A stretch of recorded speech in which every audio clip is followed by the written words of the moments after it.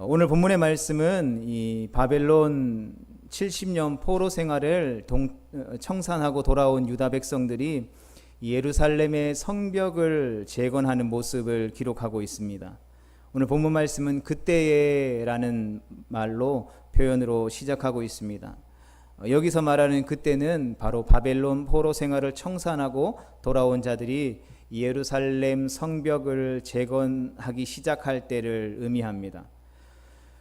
본문 말씀에 보면 대제사장과 일반 제사장들이 양의 문과 주변 성벽을 건축하는 일을 했다라고 기록하고 있습니다. 원래 제사장들은 이 제사 드리는 어떤 영적인 일만 당시에 하던 사람들이었습니다. 그럼에도 불구하고 이들은 이 성벽을 재건하는 일에 자원하여서 동참함으로 또 무거운 돌들을 나르기도 하고 또 문짝을 달며 땀방울을 흘리면서 이 성벽 재건에 동참하게 됩니다. 느헤미야 3장에는 이렇게 예루살렘 성벽 재건 공사에 동참한 75명의 명단을 기록하고 있습니다. 그리고 여기에 더해서 구체적으로 누가 무슨 성을 건축하고 문짝을 달고 기둥을 달고 성벽을 건축했는지에 대한 이 작업의 내용까지 상세하게 기록하고 있습니다. 2절을 보면 여리고에서 온 사람들도 참여했고 8절 말씀에서는 금장색 즉 대장장이들과 향품을 사고 파는 장사치들도 이 거룩한 일에 참여한 것을 볼 수 있습니다. 그 밖에 귀족 가문의 출신들과 지도자들도 함께 참여했고 장사하는 상인들이나 어떤 문지기들도 함께 이 일에 참여했습니다. 이처럼 예루살렘 성벽을 재건하는 거룩한 일은 느헤미야 혼자서 감당했던 일이 아니었습니다. 제사장과 정치인들 그리고 상인들과 같은 15개 이상의 다양한 직업과 다양한 어떤 대표성을 가진 75명의 사람들이 함께 참여했던 것입니다. 이처럼 하나님의 일은 함께 할 때에 이루어진다라는 것을 우리는 기억해야 합니다. 하나님의 일은 결코 나 홀로 하는 것이 아니다라는 것이죠. 모든 성도들이 각양 받은 은사에 따라서 함께 각자의 자리에서 수고하며 애쓸 때에 이루어진다라는 것입니다. 물론 세상의 어떤 일들은 나 홀로 해야 하는 일도 있습니다. 그러나 공동체의 일, 특히 하나님의 허락하신 공동체에 주시는 어떤 거룩한 비전은 나 홀로 이루어갈 수 있는 것이 아니다라는 것이죠. 모든 성도가 동일한 비전을 품고 한 마음이 되어서 함께 수고할 때에 그 거룩한 비전이 이루어진다라는 것이죠. 예를 들면 누군가 선교의 비전을 받았다라고 해서 그 선교의 비전이 그 사람 한 사람의 비전이 되는 것이 아니라 그 사람을 파송하고 함께 물질과 기도로 후원하며 협력하는 교회 공동체의 동일한 하나된 비전이다라는 사실들을 기억해야 하는 것이죠. 또 누가 하나님께 은혜를 받아서 전도하기를 힘쓴다면 그 전도하는 사람뿐만 아니라 전도를 위해서 함께 기도하고 함께 돕고 섬길 방법을 찾는 모든 성도들이 감당해야 할 일이라는 것입니다. 이와 마찬가지로 예루살렘 성벽을 재건하는 사람들의 이름과 직업이 성경이 자세하게 기록되어진 것은 그만큼 하나님께서 이 선민 공동체의 회복을 위해서 이 헌신한 자들을 귀하게 여기신다라는 뜻입니다. 하나님의 사람은 세상을 살아갈 때에 헛된 일에 시간과 물질을 쏟는 것이 아니라 하나님께서 귀하게 여기시는 거룩한 일에 헌신해야 합니다. 그럼에도 불구하고 안타깝게도 이 거룩한 일에 함께 참여하지 않았던 사람들 또한 이 성경에 기록되어져 있는 것을 보게 됩니다. 그들은 바로 드고아 지방에 거주하는 귀족들이었습니다. 느헤미야 3장 5절 말씀 함께 읽어보겠습니다. 시작. 그 다음은 드고아 사람들이 중수하였으나 그 귀족들은 그들의 주인들의 공사를 분담하지 아니하였으며. 아멘. 이 예루살렘 성벽을 재건하는 일에 모든 사람이 함께 참여해서 수고할 때에 이 드고아에 거주하던 귀족들은 참여하지 않았다라고 성경이 기록하고 있습니다. 많은 학자들이 이 부분에 대해서 성전 건축을 방해했던 산발락과 도비아의 영향력이 그들에게 미쳤기 때문이다라고 말하고 있습니다. 성경에 보면 하나님의 일에는 언제나 방해꾼들이 있다라는 것을 알게 됩니다. 하나님이 교회 가운데에 주신 비전을 이루어가는 일을 막고 방해하려는 세력들이 있다라는 것이죠. 이는 그와 반대로 그만큼 사단이 이 주님의 몸된 교회 공동체가 하나 되어서 그 교회 공동체 가운데 베풀어 주신 주님의 비전을 향해 달려가는 것을 싫어한다라는 반증이기도 하는 것이죠. 왜냐하면 주님의 몸된 교회가 주님이 주신 비전들을 한마음 한뜻이 되어 하나 되어 함께 이루어가는 것은 바로 사단 자신의 멸망과 직결되어 있는 일이기 때문인 것이죠. 그래서 악을 쓰고 발악하며 주님의 몸된 교회 공동체가 하나 되어 하나님의 비전을 이루어가지 못하도록 사단은 끊임없이 우는 사자처럼 삼킬 자를 찾고 유혹하고 있다라는 것이죠. 도고와의 귀족들은 이 산발락과 도비아의 영향력을 받아서 예루살렘의 성벽을 재건하는 영광스럽고 거룩한 일에 나고자가 되었습니다. 무너진 예루살렘 성벽을 재건하는 일은 참으로 영광스럽고 위대한 일일 것입니다. 그들은 이 좋은 기회를 놓치고 하나님의 거룩한 사역에 동참하지 못하는 안타까운 실수를 범하게 된 것이죠. 바라기는 우리에게는 이러한 안타까운 모습이 나타나지 않기를 주님의 이름으로 축복합니다. 예루살렘의 성벽을 건축하고 재건할 때에 가장 먼저 한 일은 바로 양의 문을 건축하는 일이었습니다. 오늘 본문 3절 상반절을 함께 읽어보겠습니다. 시작. 그때에 대제사장 엘리야십이 그의 형제 제사장들과 함께 일어나 양문을 건축하여. 아멘. 대제사장과 일반 제사장들이 함께 일어나서 양문을 건축했다라고 성경이 기록하고 있습니다. 예루살렘 이 성읍은 이 맨 위쪽에서부터 아래쪽까지 약 한 4km 정도의 이 성입니다. 이 성 안에는 동문, 수문, 골짜기 문 등 약 10개 이상의 문이 나오는 것을 보게 됩니다. 그 중에 양의 문은 예루살렘 동북쪽에 위치한 문으로서 이 감람산에서 이렇게 바로 볼 수 있는 문이었습니다. 동시에 이 성전과 가장 가까운 문이었습니다. 그러니까 동북쪽, 우리로 치면 한시, 시계 방향으로 한시쯤에 있었고 그 안쪽으로 바로 성전이 있었다라는 것이죠. 성전에서 제물로 바쳐지는 모든 짐승이 바로 이 문을 통과해야만 하였기에 이 문을 양의 문이라고 불렀습니다. 그렇다면 느헤미야는 이 많은 이 성문이 있었고 또 성벽들을 재건하는 건축하는 일들이 있었을 때인데 왜 예루살렘의 성벽을 건축할 때에 이 성전 제사와 직결되는 양의 문을 가장 먼저 건축하게 되었을까요? 그것은 바로 예배가 회복의 시작이기 때문입니다. 우리 함께 읽어보겠습니다. 시작. 예배가 회복의 시작입니다. 아멘. 느헤미야는 제사를 회복하는 것이 가장 우선순위라는 사실을 알았습니다. 느헤미야는 자기 민족이 왜 이렇게 되었는지를 알고 있었다라는 반증이기도 한 것이죠. 하나님의 임재의 상징이었던 성전이 불타고 예루살렘 성벽이 무너진 이유를 알고 있었다라는 것입니다. 자신들이 왜 바벨론의 멸망을 당해서 포로로 끌려오게 되었는지, 왜 택한 백성이 알레받지 않은 이방인들에게 끌려가는 수모를 당해야 했는지 느헤미야는 그 이유를 분명히 알고 있었다라는 것입니다. 그 이유는 바로 자신의 조상들이 하나님께 제사 드리는 것을 잃어버렸기 때문이었습니다. 살아계신 하나님께 제사 드리지 않고 하나님이 가증히 여기시는 우상을 숭배했기 때문이었던 것이죠. 성도 여러분, 우리의 인생도 마찬가지입니다. 세상 믿지 않는 사람들에게 나아가서 이 말을 한다라면 세상 사람들은 콧방귀 끼며 들은 채 만 채도 하지 않을 것입니다. 그러나 우리가 믿는 성도로서 우리에게 있어서 우리의 인생도 마찬가지라는 것이죠. 우리에게 있어서 예배가 무너지면 바로 모든 것이 무너지는 것입니다. 예배가 무너지면 하나님과의 관계도 무너지는 것이죠.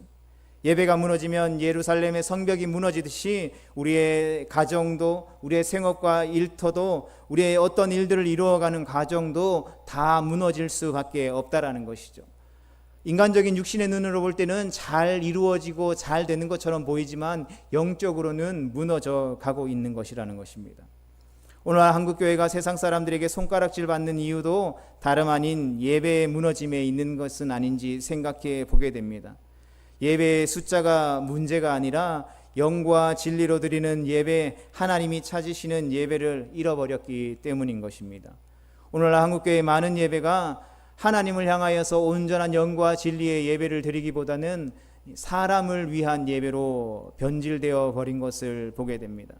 하나님 앞에 예배드림에도 불구하고 사람들의 마음 상태나 사람들의 마음을 불편하게 하지 않는 사람들을 위한 예배로 전락해 버렸다라는 것이죠.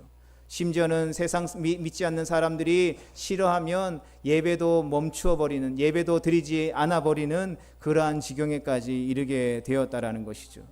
그리고 그럼에도 불구하고 그것이 어떠한 영적인 잘못을 저지르고 있는지에 대한 인식조차 하지 못하는 시대가 바로 오늘날 우리가 살아가는 이 시대라고 할 수 있을 것입니다.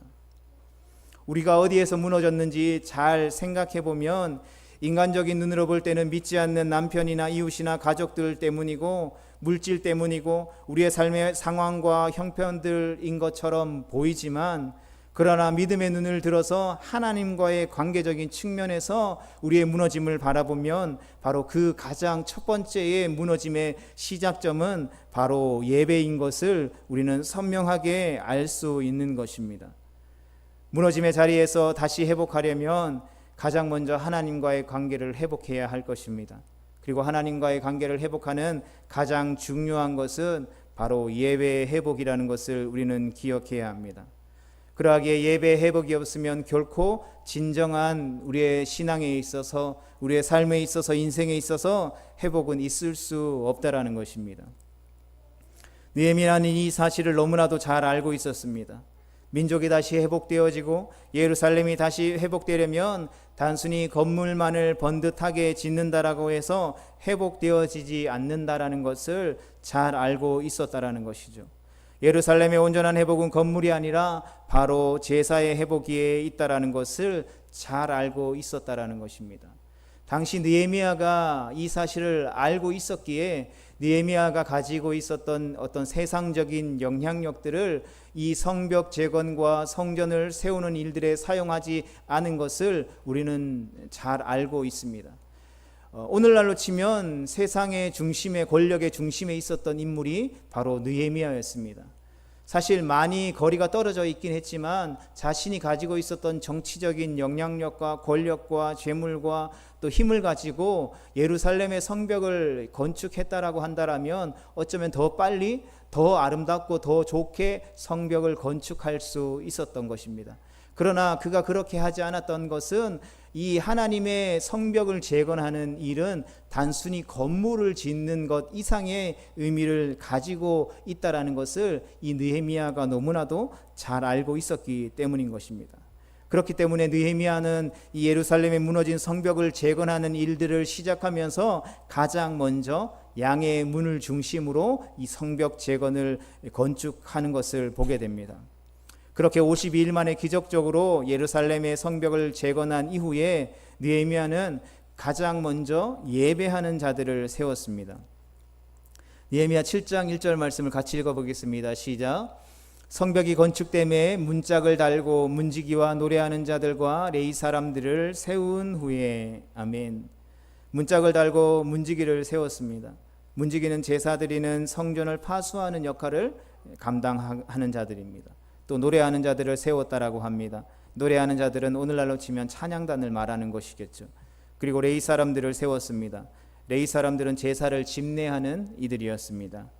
이렇게 느헤미야가 가장 먼저 세웠던 사람들은 예배하는 자들이었습니다. 이처럼 느헤미야는 예루살렘의 성벽을 재건하는 일보다 예배가 먼저 회복되어져야 한다라는 사실들을 너무나도 잘 알고 있었습니다. 그래서 그는 예배드리는 일에 목숨을 걸었던 것이죠. 예배드리는 일에 삶의 최우선으로 삼았습니다. 모든 회복이 바로 예배의 회복으로부터 시작된다라는 것을 느헤미야는 확실하게 알고 있었다라는 것이죠. 성도 여러분, 이것이 바로 주님이 원하시는 진정한 회복의 순서라는 것을, 영적인 원리라는 것을 우리는 반드시 기억해야 합니다. 예배가 살아나면 모든 것이 살아납니다. 모든 회복이 예배로부터 시작되어진다라는 것이죠. 교회의 부흥도, 가정의 회복도, 어떤 깨어져 버렸던 관계 회복도 바로 예배의 회복으로부터 시작되어진다라는 것입니다. 인생의 모든 해답도 주님의 손에 있고 예배는 살아 계신 하나님을 만나는 영적인 행위이기 때문입니다. 그래서 모든 문제의 해답이 되시는 그 하나님과의 관계 회복인 예배가 회복되어지면 우리의 인생의 문제도 회복되어진다라는 것입니다. 그러하기에 성도에게 있어서 예배가 가장 먼저여야 합니다. 하나님의 사람들은 예배를 인생의 최우선으로 두고 살았습니다. 믿음의 조상이라고 일컫는 아브라함은 약속의 말씀을 붙들고 갈 바를 알지 못한 채 가나안 땅에 들어오게 됩니다. 하란에서 세겜 땅까지는 약 700km나 되는 먼 거리입니다. 오늘날 이 거리를 차 타고 쉬지 않고 간다고 해도 수시간이 걸릴 것입니다. 하지만 그때에는 빠르게 달릴 수 있는 차도 없고 모두 걸음을 걷거나 낙타를 타고 이동해야 하는 거리였기 때문에 굉장히 먼 거리였다라는 것이죠. 그는 이러한 먼 거리를 고생 끝에 지나서 가나안 땅에 들어와서 제일 먼저 했던 일이 무엇이냐 하면 여호와를 위해서 단을 쌓았습니다. 창세기 12장 7절 말씀 함께 읽어보겠습니다. 시작. 여호와께서 아브라함에게 나타나 이르시되 내가 이 땅에 내 자손에게 주리라 하신지라. 자기에게 나타나신 여호와께 그가 그곳에서 제단을 쌓고. 가나안 땅에 들어간 아브라함은 아직 모든 것이 낯설고 두려웠을 것입니다. 그러한 상황에서 그는 세겜 땅 모래 상수리 나무 아래에 여호와를 위한 단을 쌓았습니다. 성경에서 단을 쌓았다라는 이 말은 하나님 앞에 예배드렸다라는 말입니다. 그에게는 장막을 치거나 농사를 짓는 일이 먼저가 아니고 가장 먼저 예배를 드렸습니다. 아브라함은 장막을 옮기고 난 이후에도 가장 먼저 여호와를 위해 단을 쌓았습니다. 이어진 8절 말씀 함께 보겠습니다. 거기서 베델 동쪽 산으로 옮겨 장막을 치니 서쪽은 베델이요 동쪽은 아이라. 그가 그곳에서 여호와께 제단을 쌓고 여호와의 이름을 부르더니. 아멘. 기근 때문에 애굽으로 들어갔다가 다시 돌아왔을 때에도 아브라함은 처음으로 제단을 쌓은 그곳에서 여호와의 이름을 불렀습니다. 창세기 13장 14절 하반절에 보면 4절 하반절에 보면 거기서 여호와의 이름을 불렀다라고 기록하고 있습니다. 뿐만 아니라 조카 롯과 헤어진 후에 헤브론으로 옮겼을 때에도 아브라함은 제일 먼저 여호와를 위하여 단을 쌓았습니다. 함께 보겠습니다. 이에 아브라함이 장막을 옮겨 헤브론에 있는 마므레 상수리 숲에 이르러 거주하며 거기서 여호와를 위하여 제단을 쌓았더라. 아멘. 아브라함은 믿음의 조상이기에 앞서 아브라함은 예배의 사람이었습니다. 가는 곳곳마다 제단을 쌓고 하나님 앞에 예배했습니다. 그래서 그가 지나간 곳에는 항상 제단이 남아 있었습니다. 이와 마찬가지로 우리에게도 삶의 모든 시작이 예배여야만 되는 것입니다. 한국교회를 이야기할 때에 새벽 예배를 많이 거론하고 합니다. 새벽에 일찍 일어나는 그 새벽 예배를 드리는 부분에 있어서 농경사회의 전통이다, 아니면 한국 문화의 어떤 정화수를 떠놓고 빌던 그 풍습에서 이 대상을 바꾼 일이다라는 여러 가지 그 시작과 기초에 대한 이야기들이 있습니다. 또 이 평양 대부흥이 일어났던 그 시기에 사람들이 집에 돌아가라고 했는데 돌아갔다가 새벽 일찍 와서 하나님 앞에 그 부흥의 임재 현장에 있었던 것이 이 새벽 예배의 시작이다라고 이야기하는 사람도 있을 것입니다. 그러나 그러한 것이 어떠한 이유에서 시작되었든지 간에 우리의 삶의 모든 시작이 하나님께 있다라는 것, 하나님을 예배하는 것에 있다라는 것의 반증이 바로 한국교회 안에서 아름다운 모습으로 자리 잡는 이 새벽 예배의 모습인 것이죠. 뿐만 아니라 새벽 예배 자리에 굳이 나오지 않더라도 우리가 눈을 뜨고 하루를 시작할 때에 하나님 앞에 기도하고 그 하나님 앞에 말씀 앞에 서는 그 시작이 바로 우리의 삶의 모든 시작이 되어야 함을 확신합니다. 다윗 역시 예배의 사람이었습니다. 왕이 되었을 때 그가 가장 먼저 하고자 했던 일은 바로 하나님의 임재의 상징이었던 언약궤를 예루살렘으로 가지고 돌아오는 것이었습니다. 그리고 마침내 언약궤가 예루살렘으로 돌아왔을 때에 그는 언약궤가 있는 장막에 노래하는 자들을 세우고 모든 악기를 동원해서 하나님께 24시간 쉬지 않는 예배의 장막을 세웠다라는 것이죠. 오늘날 많은 이들에게 그것은 다윗의 장막으로 또 그 다윗이 하나님 앞에 드렸던 그 예배를 기억하고 기념하며 24시간 쉬지 않는 기도의 집을 세워가는 교회들도 있는 것을 보게 됩니다. 그런데 승승장구하며 이스라엘의 최고의 자리에 올랐던 다윗 가운데에 문제가 발생하게 되는 것이죠. 그가 바로 예배를 소홀히 하게 된 것입니다. 그는 결국 유혹에 넘어져서 간음죄와 살인죄를 범하게 됩니다. 아들들이 서로 죽이는 동족 상잔의 비극이 일어나게 되는 것이죠. 쿠데타를 일으킨 아들에게 왕위를 빼앗기고 맨발로 울면서 도망치는 신세가 되어버렸습니다. 그렇게 아들 압살롬의 반란으로 인해서 도망자 피난 생활을 하던 다윗은 오직 하나님 앞에 한 가지를 구하게 됩니다. 시편 27편 4절 말씀을 같이 읽어보겠습니다. 시작. 내가 여호와께 바라는 한 가지 일 그것을 구하리니 곧 내가 내 평생에 여호와의 집에 살면서 여호와의 아름다움을 바라보며 그의 성전을 사모하는 그것이라. 아멘. 여러분, 자신의 아들이 반란을 일으켜서 생명의 위협을 받아 도망치고 있는 한 나라의 왕이 그 도망치면서 바라고 구해야 할 것이 너무나도 많을 것입니다. 그러나 그 한 가지는 바로 자기가 살아있는 동안 여호와의 집, 곧 성전에서 여호와의 아름다움을 바라보는 것, 그것 하나였습니다. 여러분, 이것이 바로 예배입니다. 지금 다윗에게 필요한 것은 백성의 마음을 자신에게로 돌아오게 하거나 쿠데타의 세력을 정복하고 왕권을 회복하는 것이 아니었다라는 것이죠. 다윗은 그것을 위해 기도하지 않았다라는 것이죠. 다윗은 오직 한 가지, 하나님의 전에서 내가 다시 예배 드릴 수 있기를 원합니다라고 간절히 기도했다라는 것입니다. 왜냐하면 예배가 회복되면 모든 것이 회복될 수 있음을 믿었기 때문입니다. 예배가 회복되면 떠났던 백성들의 마음도 다시 돌아오고 잃어버린 왕권도 다시 회복될 수 있다라는 사실들을 그는 확실히 알고 있었다라는 것이죠. 성도 여러분, 우리는 어떻습니까? 우리는 무엇을 위해 예배하고 기도하며 무엇을 위해 지금 이 자리에 앉아 있습니까? 바라기는 하나님을 만나기 위한 간절한 갈망이 우리의 소망이 되어질 수 있기를 축복합니다. 성도 여러분, 우리는 연약한 존재입니다. 에덴 동산의 하와는 죄가 무엇인지도 모르는 상황 속에서 유혹에 넘어졌지만 우리 안에는 날마다 죄성이 꿈틀거리고 있습니다. 보이는 것, 들려오는 소리마다 유혹으로 가득한 세상에서, 세상의 중심에서 우리가 살아가고 있다라는 것입니다. 우리들이 사는 이 세상은 온갖 유혹으로 가득 차 있습니다. 그리고 이처럼 유혹이 많은 세상에서 우리가 승리할 수 있는 길은 무엇일까요?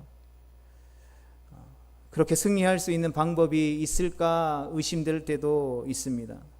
그러나 분명한 것은 승리할 수 있는 길이 있다라는 것이죠.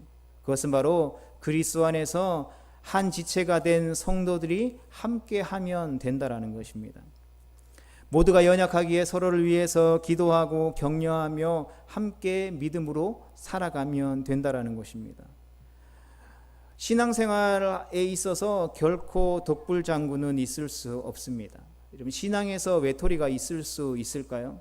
많은 사람들이 교회의 어떤 부족함들, 교회의 연약함들, 교회의 타락함들을 바라보면서 교회 공동체 안에 들어가려 하지 않으려는 모습들을 보입니다. 그냥 예배만 드리고 신앙생활을 다 했다라고 이야기합니다. 그 안으로 들어가면 나도 타락할까 걱정되고 나도 물들까 걱정되어서 이 신앙을 겉돌게 하고 있다라고 말하는 사람들이 오늘날 너무나도 많은 것을 보게 됩니다.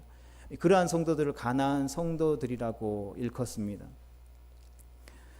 그러나 신앙에 있어서 외톨이는 결코 있을 수 없다라는 사실들을 우리는 기억해야 하는 것이죠. 여러분, 신앙생활에 있어서 이 외톨이가 존재한다라고 하면 2000년이라는 시간 속에서 교회가 단 한 번이라도 거룩하고 깨끗했던 적이 있었을까요? 교회는 여전히 병든 자들이 모여 있었고 죄로 가득한 자들이 모여 있었기에 교회는 여전히 타락했었고 연약했었고 부족함 투성이었다라는 것이죠. 그러한 것들로 인해서 교회가 필요 없었다라고 한다면 하나님은 그 교회의 역사 속에서 교회를 없애버렸을 수도 있을 것이라는 것이죠. 그러나 연약함에도 불구하고 하나님이 오늘날까지 음부의 권세가 해하지 못하는 교회를 이 땅 가운데 세워주시고 연약하고 부족하지만 그 교회를 통해서 일하기를 원하시는 이유는 바로 신앙생활에 있어서 외톨이는 있을 수 없다라는 것입니다. 반드시 누군가의 도움이 필요하다라는 것이죠. 성경이 이야기하고 있는 것처럼 함께 교회는 지어져 가야 하기 때문입니다. 홀로 있는 신앙은 결코 바르게 성장하기 어렵고 위험합니다. 그래서 교회 공동체 안에서 그 무엇보다도 중요한 것이 바로 함께 예배드리는 것입니다. 함께 성장하는 믿음이며 함께 흘려보내는 신앙이 중요한 것이죠.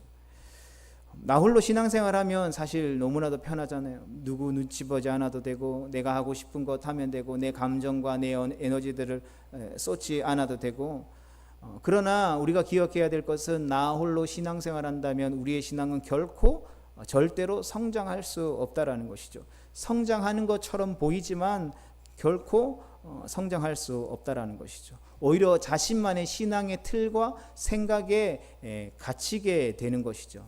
마치 거울이 하나도 없는 세상 속에서 살아가는 것과 같다라고 할 수 있는 것입니다.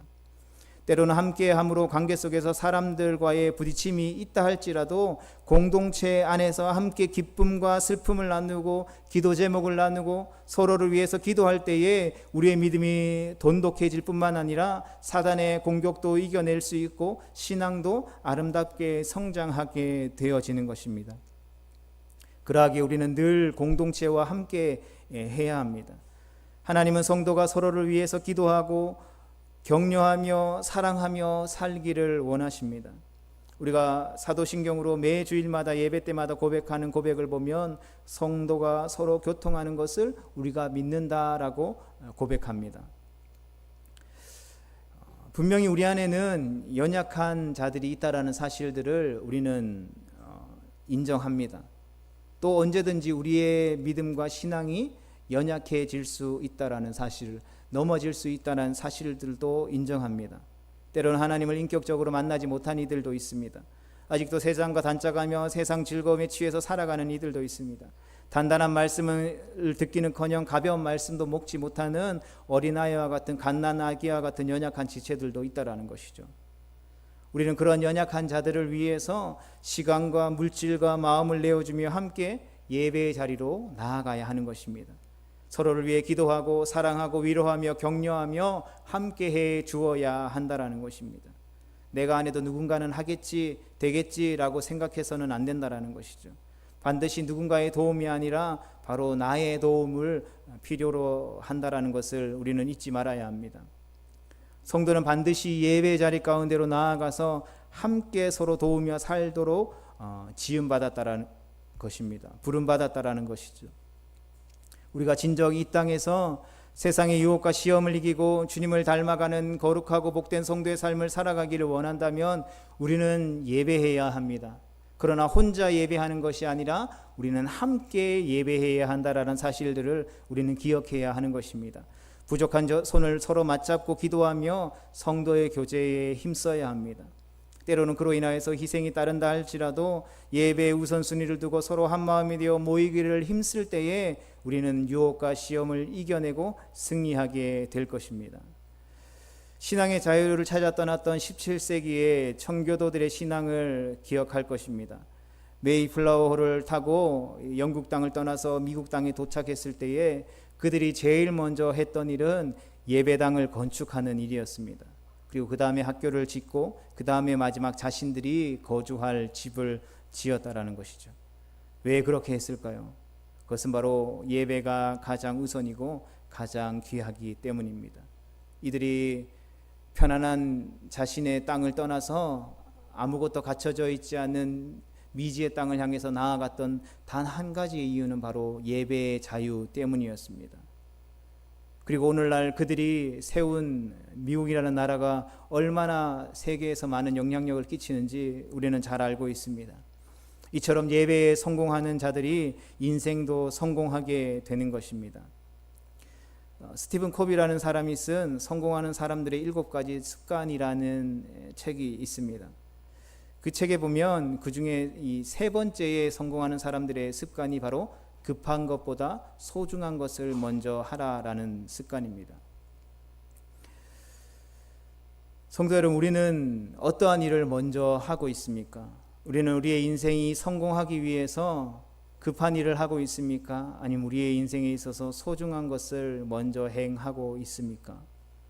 바라기는 그 무엇보다도 소중한 하나님을 예배하는 일을 먼저 행할 수 있는 우리 모두가 되어질 수 있기를 주님의 이름으로 축복합니다. 성도 여러분, 예배는 구원받은 하나님의 사람들에게 무엇과도 바꿀 수 없는 가장 소중한 것입니다. 바로 그 예배를 드리는 일을 우리는 최우선순위로 삼아야 할 것입니다. 우리의 인생 가운데 예루살렘 성벽처럼 무너져 내려버린 영역들이 있습니까? 다시 재건되어져야 하고 다시 수축되어져야 하고 다시 회복되어져야 할 부분들이 있습니까? 그렇다면 우리의 예배를 돌아보십시오.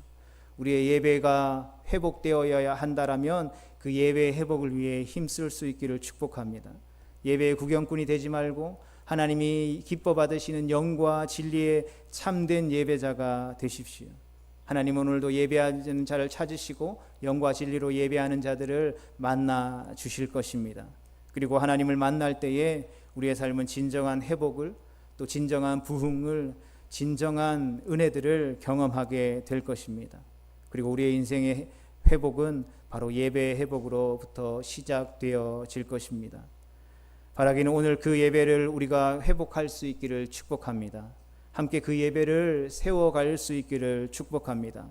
그리하여서 우리의 삶에 무너졌던 예배를 다시 한 번 더 회복함으로 우리의 삶 가운데 예비하신 그 하나님의 나라를 살아가는 성도에게 예비하신 하늘의 풍성한 은혜를 누리며 나아가는 복된 인생 되어질 수 있기를 주님의 이름으로 축복합니다.